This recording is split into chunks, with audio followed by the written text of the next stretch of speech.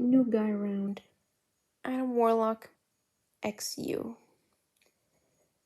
While helping rebuild You'll know where you get to know the man who tried to kill your friends. It was a normal day For you, when you began to talk to Adam, wake up to little raccoons climbing all over you, eating breakfast with Rocket and Groot, and helping Drax with the kids. It usually consisted of Drax translating what they're saying while you tried to get them settled into new homes with people willing to take them in.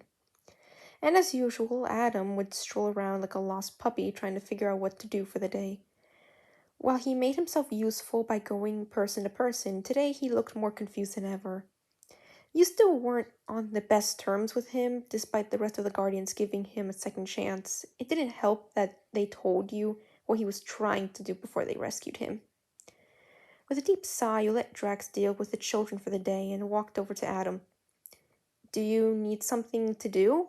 you asked him, and he seemed a bit startled that you were actually talking to him. Yes," Adam said, and immediately began to follow behind you as you made your way to your small apartment. It had been destroyed pretty badly in the fight, and you could use all the help you could get into repairing it back to normal. While your place was livable, it still needed something to make it more of a home. You let Adam in and instructed him on fixing one of the walls with many holes in it. He got right to work and was pretty silent the whole time.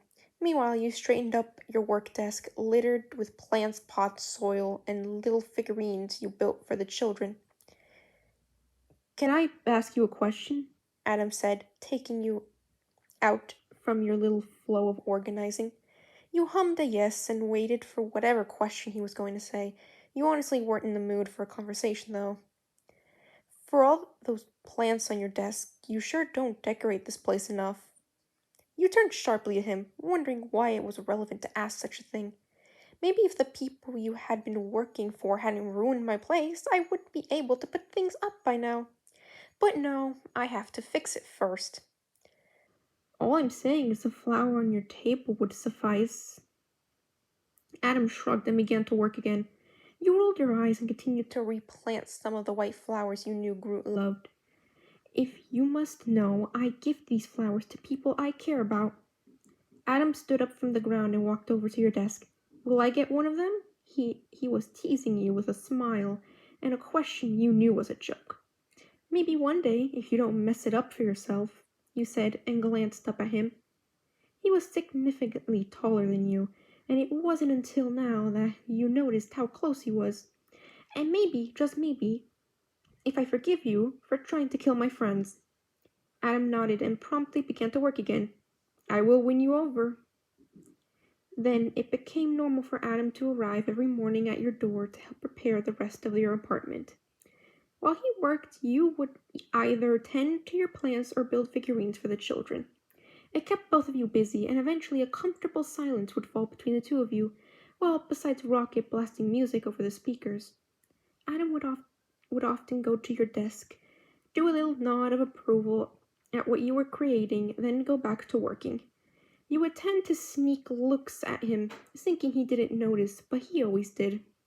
You hated to admit that you found the golden man attractive and fought against the thoughts that plagued your mind about him. You didn't want to get close to him, yet Adam was very helpful and extremely nice to you, and you could tell he was trying to make up for his past transactions.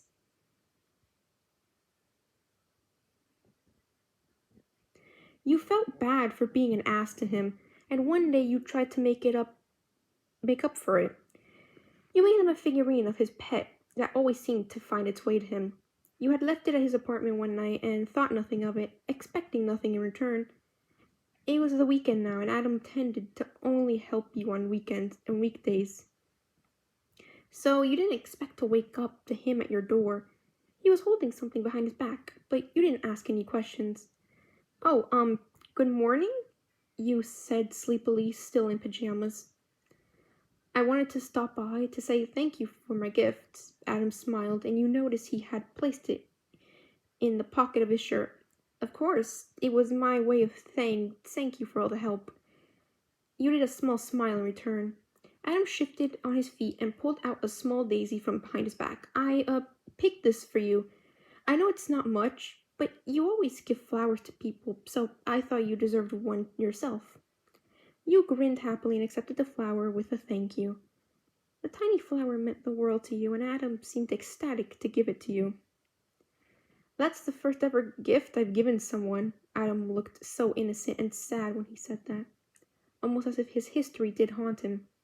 "It's lovely." You gave him a hug, which took him by surprise, but he gladly wrapped his arms around you. "I was wondering if you'd like to—" Adam's words trailed off in confusion, for not finding the word he needed. "Go on a date?" You helped him out, knowing exactly what he meant.